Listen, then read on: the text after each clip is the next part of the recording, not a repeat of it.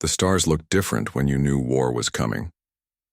Admiral Keithvar stood on the bridge of his massive ship, the Eternal Dominion, and watched the lights of 800 warships floating in space around him. Never before had so many alien races worked together. Never before had they built such a huge fleet. 3 months ago, the humans had built a small research station near a distant star. The station was not big. It had no weapons. Only 43 humans lived there, studying stars and planets.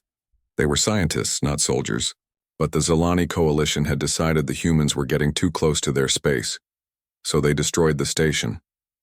All 43 humans died. Now the humans would come for revenge. Everyone in the galaxy knew how humans fought. When someone hurt them, they sent everything they had. Hundreds of ships, thousands of soldiers. They would come like an angry storm, trying to destroy everything in their path. Keithvar had spent 3 months getting ready for that storm. He had called every ally the coalition had. The Margori brought their heavy battlecruisers. The Thek sent their fast attack ships. The Villani contributed their long-range destroyers. 12 different alien races had answered the call. 800 ships total. It was the biggest fleet anyone had ever seen. "Admiral," said his second-in-command, a female Zilani named Thelnara. "Our scouts report no human ships in nearby systems. They must still be coming." Keithvar clicked his mandibles. Together, a sign he was thinking hard. The humans had been quiet since the attack. Too quiet.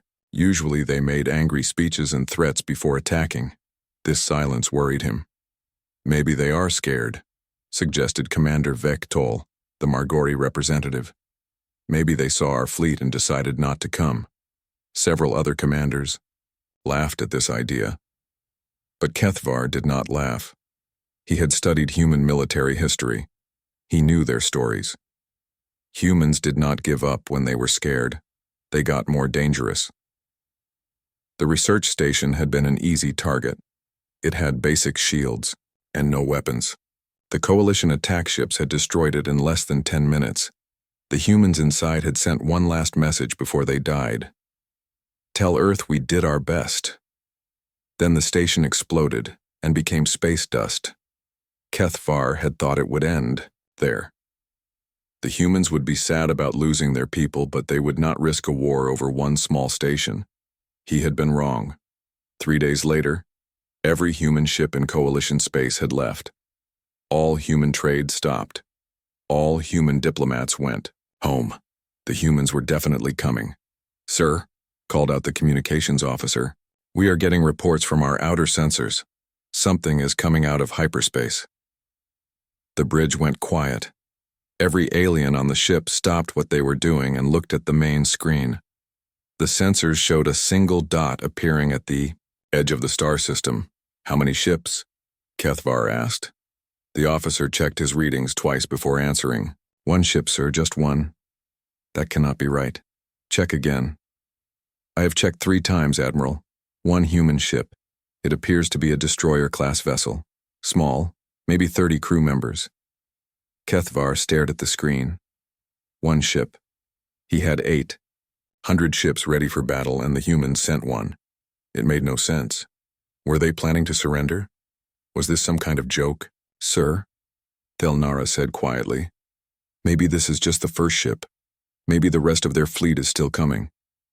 "Or maybe," Commander Vectol laughed, "the humans are even more stupid than we thought. 1 ship against 800. This will be the shortest battle in galactic history." But Keithvar did not feel like laughing. Something was wrong.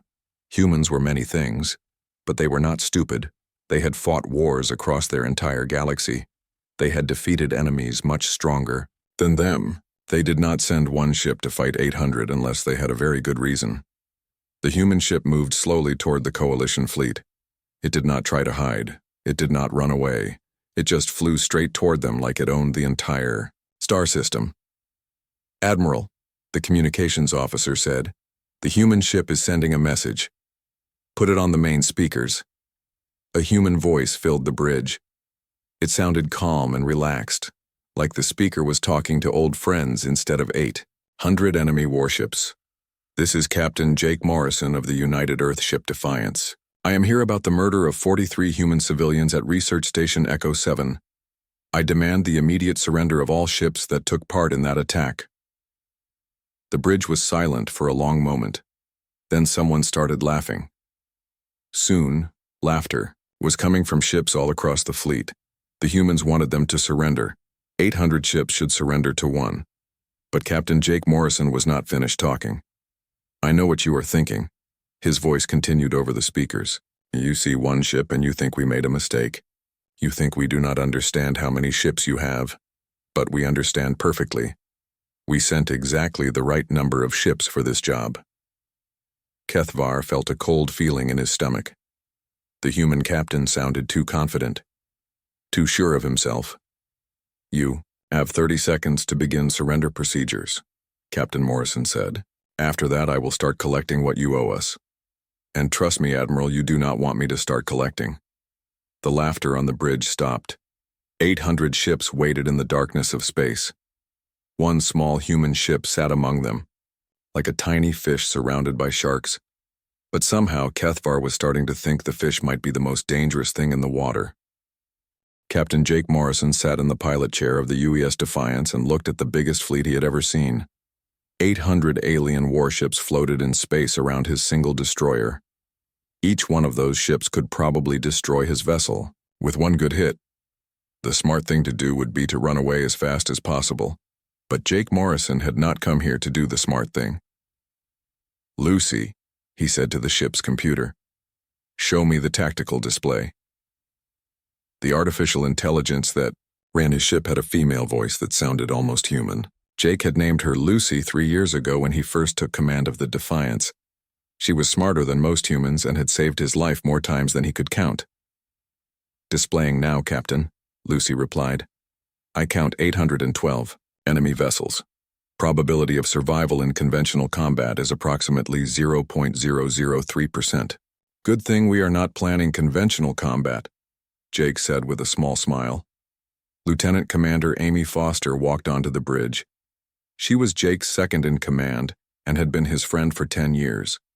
They had fought together in the HFY Titan campaign and the Mars Rebellion. She was one of the few people who knew about the special weapon hidden inside the Defiance. Captain, Amy said, Admiral Walsh's orders were very clear. Make them understand what happens when they kill humans. Jake nodded. Admiral Catherine Walsh commanded the entire Earth fleet. She was tough, smart, and did not like it when people hurt her soldiers. When the research station was destroyed, she had called Jake into her office. Morrison, she had said, I am giving you the Defiance and her special cargo. I want you to go to that system and deliver a message. Make sure they never forget it. Jake had understood. The message was simple. If you kill humans, humans will kill you back. But the way he delivered that message would be something the galaxy had never seen before. Sir, Amy said, looking at the sensor readings. They are powering up weapons across their entire fleet. 800 ships getting ready to fire.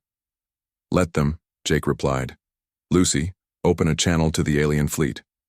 Channel. Open, Captain. Jake cleared his throat and spoke in his calmest voice. Admiral HFY, I believe you did not hear me correctly.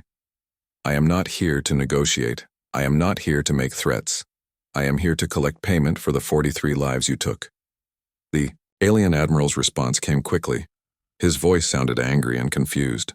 Human Captain, you are surrounded by 800 warships. You have one small destroyer. Surrender now or we will destroy you.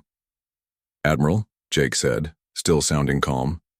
Let me explain something about humans. When someone hurts us, we do. Not send bigger fleets, we do not send more soldiers.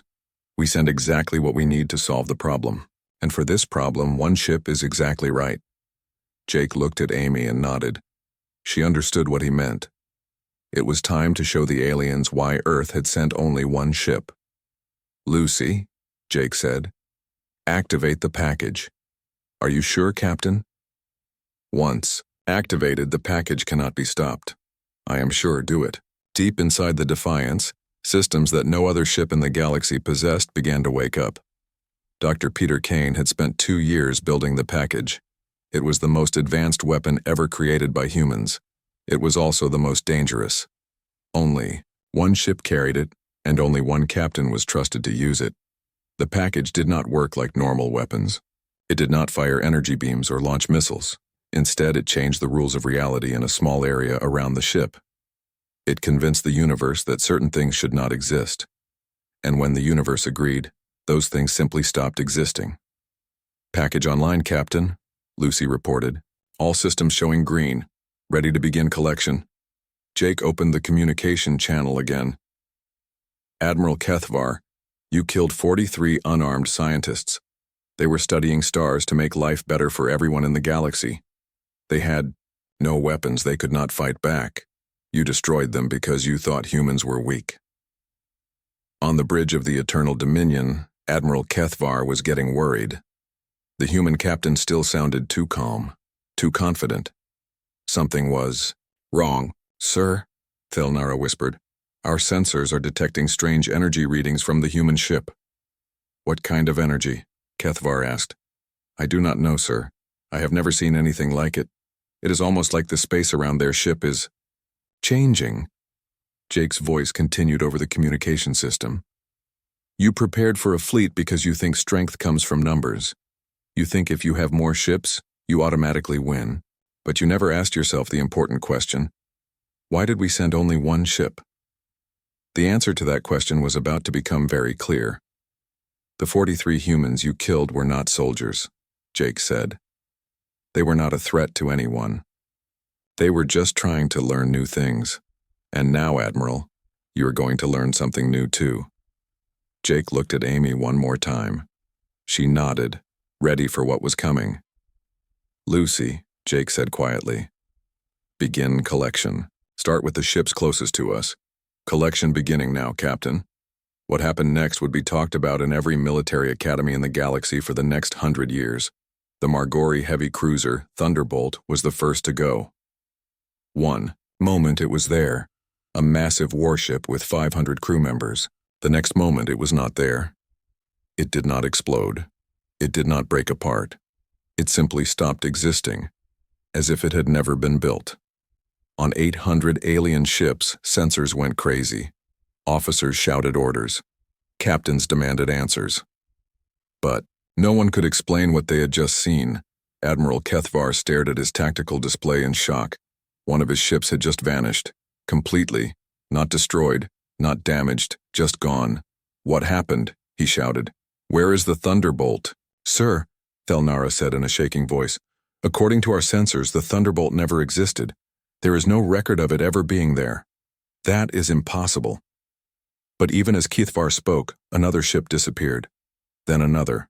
The human weapon was working its way through his fleet like an invisible hand, simply erasing ships from existence. Jake Morrison watched the tactical display as his weapon did its work. He did not feel happy about what he was doing. Those ships had crews. Those crews had families. But they had started this fight when they killed 43 innocent humans. "Admiral," Jake said over the communication channel, "you now have 797 ships left. Each ship that disappears brings us closer to being even. The question is, how many more ships are you willing to lose before you understand the lesson?" Dr. Peter Kane had been working on the package for 3 years before anyone understood what he was really building. The official reports called it an advanced defensive system. The truth was much more frightening. Peter was the smartest man on Earth when it came to quantum physics. He understood how the universe worked at its most basic level. He knew that reality was not as solid as most people thought. Everything that existed did so because the universe agreed it should exist. And if you could convince the universe to change its mind, well, things could simply stop being there. The package was not really a weapon.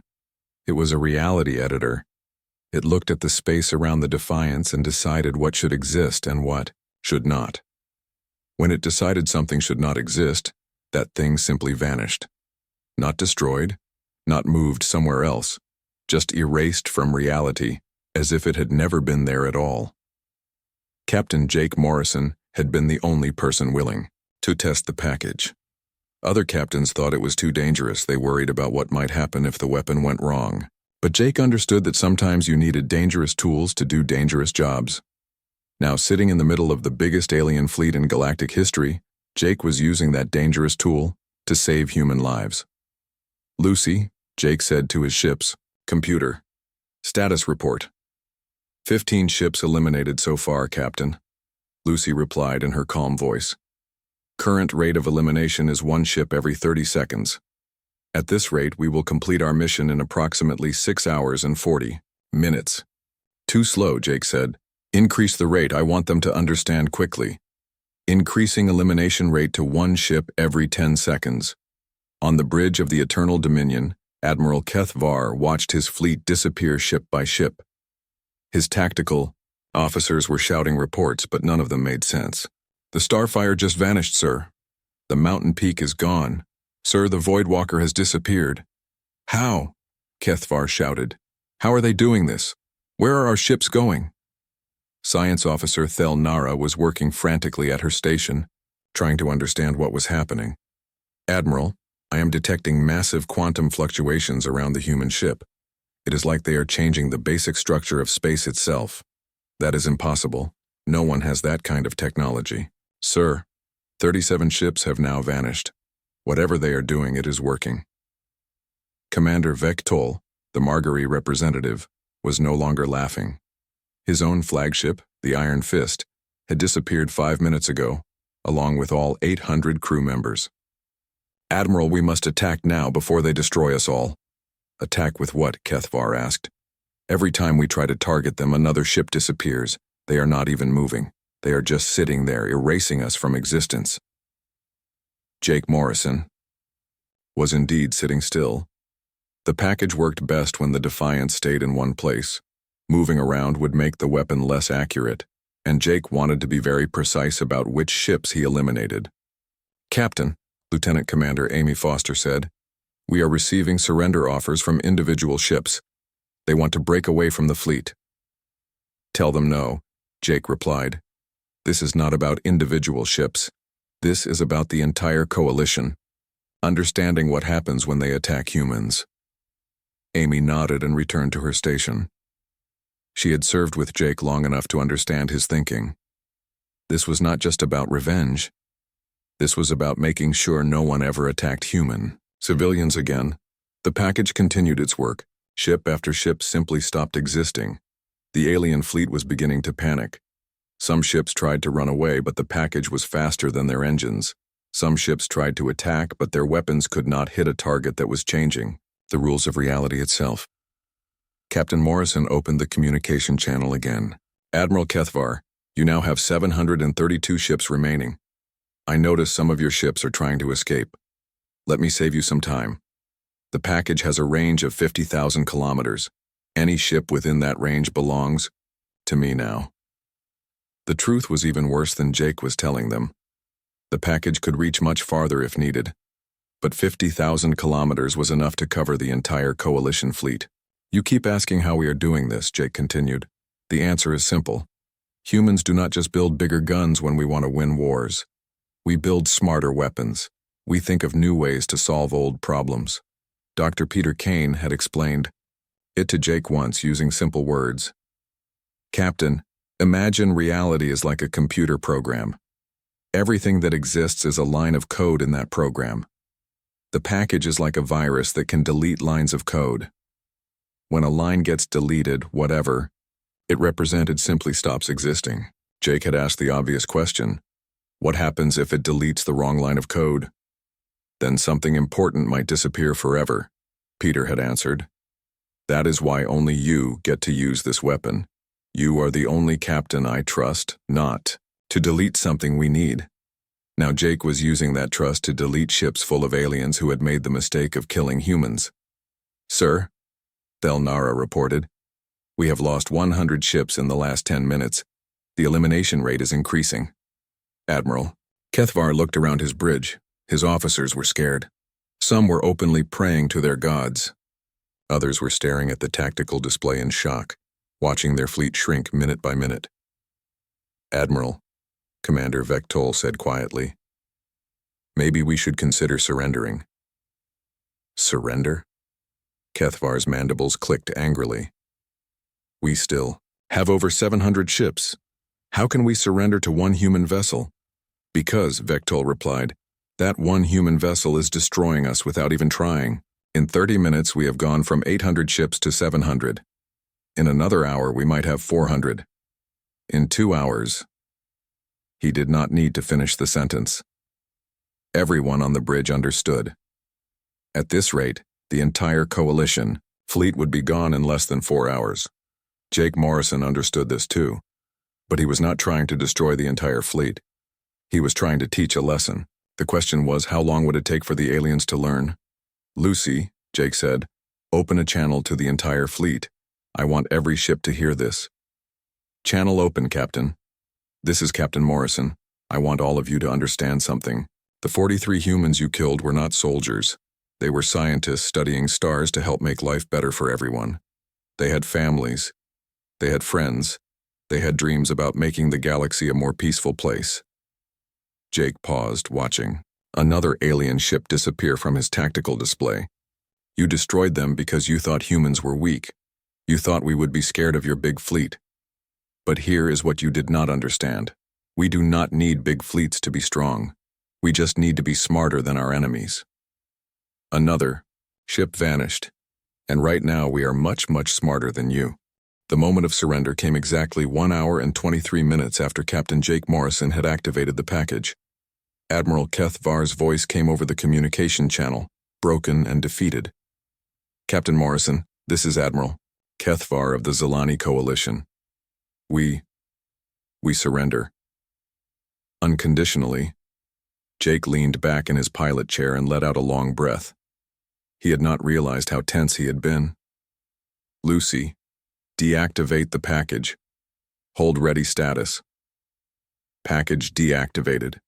Captain, weapon systems on standby. The terrible work was done.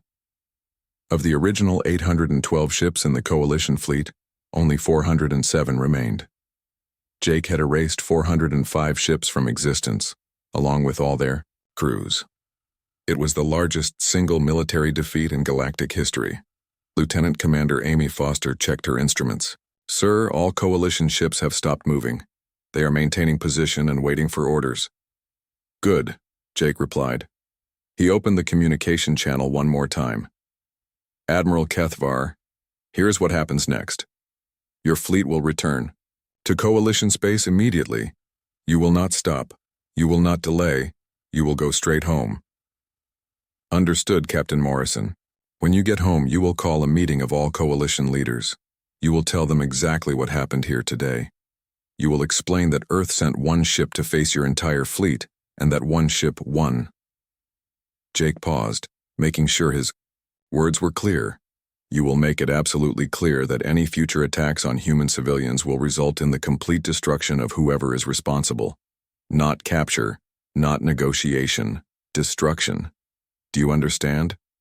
Yes, Captain. We understand. And Admiral? The next time someone suggests attacking humans because they think we are weak, you will tell them about today. You will tell them what happens when humans decide to solve a problem. The communication channel went quiet for a moment. Then Admiral Kethvar spoke again, his voice barely above a whisper. Captain Morrison, may I ask you something? Go ahead. How? How did you do this? What kind of weapon can simply erase ships from existence? Jake thought about how to answer this question. Dr. Peter Kane would probably want him to keep the technology secret. But Jake decided that some truth might make the lesson even more powerful. Admiral, humans have been asking what-if questions for thousands of years. What if we could fly? What if we could travel to other stars? What if we could change the basic rules of reality? Most races stop at the what-if stage. Humans keep going until we find answers. But the technology, it seems impossible. 20 years ago, your people probably thought faster-than-light travel was impossible. 50 years ago, they thought artificial intelligence was impossible. Today, you think editing reality is impossible. But humans have learned something important. Impossible just means no one has figured out how to do it yet. Jake looked at Amy, who nodded her approval. The message was clear. Do not underestimate what humans could accomplish when they put their minds to it. Now get out of our system, Admiral. Take your ships and go home. Remember this day. Remember what happens when you kill humans. We will remember, Captain Morrison. We will never forget. One by one, the Coalition ships began jumping to hyperspace. They left in small groups, their formation completely broken. The proud fleet that had assembled to crush humanity's response was now a scattered collection of traumatized survivors. Jake watched them go on his tactical display. In a few hours, news of this battle would spread across the galaxy. Every military commander would hear the story. Every government would understand the new reality. Humans were not to be attacked. Sir, Amy said quietly, Admiral Walsh is requesting a status report. Jake activated the long-range communication system. Admiral Catherine Walsh's face appeared on the main screen. She looked tired, but satisfied. Captain Morrison, report. Mission accomplished, Admiral. The Coalition fleet has been neutralized. Survivors are returning to their home space with our message. Casualties on our side? None, Admiral. The Defiance took no damage. All crew members are healthy. Admiral Walsh smiled grimly. And the package? Performed exactly as Dr. Kane promised. We eliminated 405 enemy ships in less than 90 minutes. No malfunctions, no complications. Good. Dr. Kane will be pleased to hear his invention works as advertised. Admiral Walsh paused, looking serious. Jake, you understand what this means, don't you? What we just proved? Jake nodded. Yes, ma'am. We proved that humans do not need big fleets to win wars. We just need better ideas. Exactly. And now every species in the galaxy knows it. The balance of power just shifted, Captain. Other races are going to think twice before threatening us. This was true. For years, humans had been seen as a minor power in galactic politics. They had good technology and brave soldiers, but their fleet was small compared to the major alien empires. Today had changed that perception forever. Admiral, Jake said, what are your orders for the package? Do we install it on other ships? No, Admiral Walsh replied immediately. The package stays on the Defiance, and the Defiance stays under your command. One ship, one captain, one weapon. That is how we keep it safe, and how we keep it effective. Jake understood. If every human ship had the package, it would become just another weapon. But as long as only one ship carried it, that ship would remain special, legendary, the ship that could erase anything from existence. Understood, Admiral. What are my next orders? Return to Earth, Captain. Bring the Defiance home. You and your crew have earned some rest. The communication ended, and Jake was alone with his thoughts. In the past 2 hours, he had killed thousands of alien soldiers. It was necessary, but it was not something to celebrate. The 43 human scientists were still dead. Nothing could bring them back, but their deaths had not been meaningless. Because of what happened today, no one would attack human civilians again. The galaxy had learned that humans were more dangerous than anyone had imagined. Captain, Amy, said, course plotted for Earth, ready to jump to hyperspace. Take us home, Amy. The UES Defiance turned away from the battlefield and accelerated toward the edge of the star system. Behind them, empty space marked the spots where 405 alien warships had once existed. In front of them lay the long journey back to Earth. As they prepared to jump to hyperspace, Jake made a mental note to write a letter to the families of the 43 scientists who had died at Research Station Echo 7. He would tell them that their loved ones had been avenged. He would tell them that their sacrifice had made the galaxy safer for all humans, but he would not tell them about the package.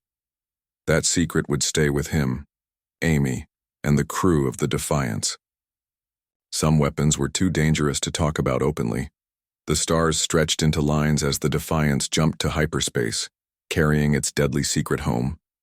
And across the galaxy, the story began to spread. They had prepared for a fleet, but just one human ship appeared, and that one ship had been enough. Fear was spreading through the Coalition fleet like a disease. On 800 ships, alien crews watched their tactical displays and saw the same impossible thing happening over and over again. Ships were simply disappearing, not exploding, not breaking apart, just ceasing to exist as if they had never been built. Admiral HFY had commanded fleets for 30 years.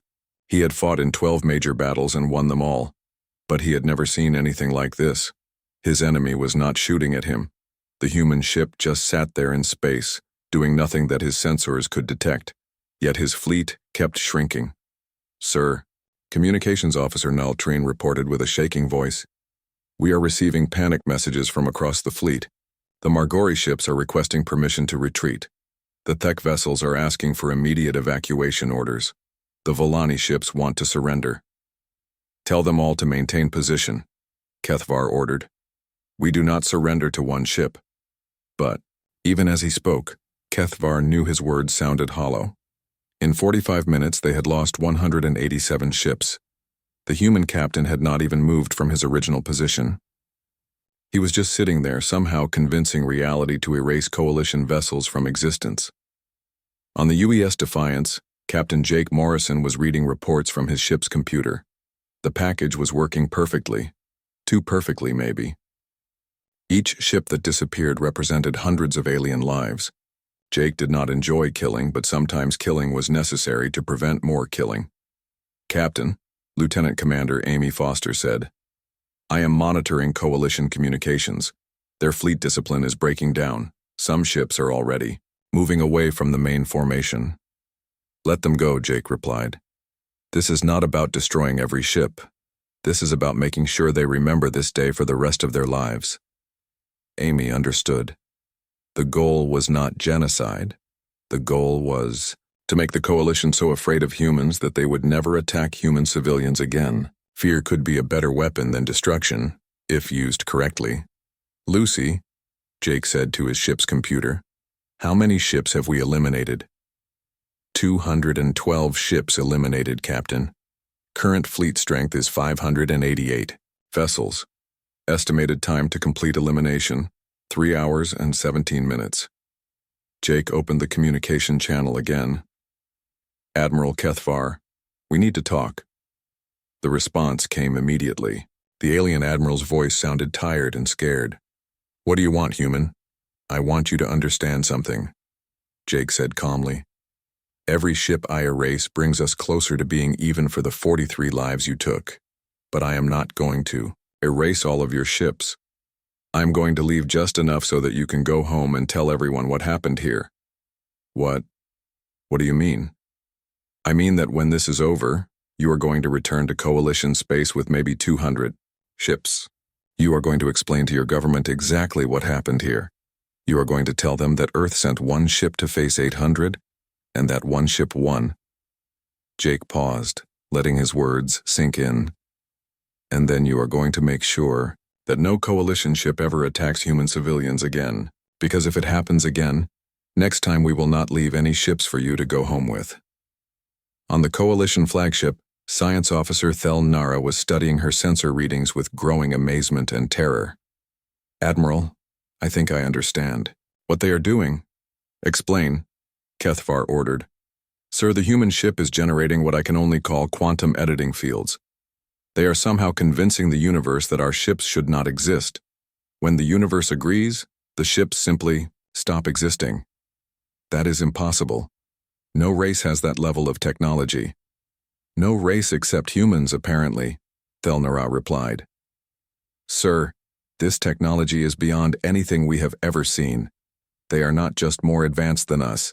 They are operating on a completely different level of science." Commander Vectol, who had been listening to this conversation, spoke up.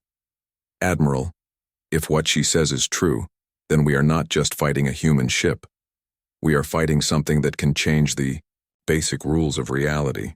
The implications of this hit everyone on the bridge at the same time. If humans could erase ships from existence, what else could they erase? Planets, star systems, entire civilizations?" Jake Morrison was thinking about the same questions. The package was incredibly powerful, but it was also incredibly dangerous. Dr. Peter Kane had warned him about the risks. If the weapon malfunctioned, it might erase the wrong things. It might erase the Defiance itself. It might even erase Jake, but those were risks worth taking to protect human lives. The 43 scientists who died at Research Station Echo 7 had been good people. They deserved justice, and the galaxy needed to understand that killing humans came with consequences. "Sir," Amy reported, "we are now down to 541 enemy ships.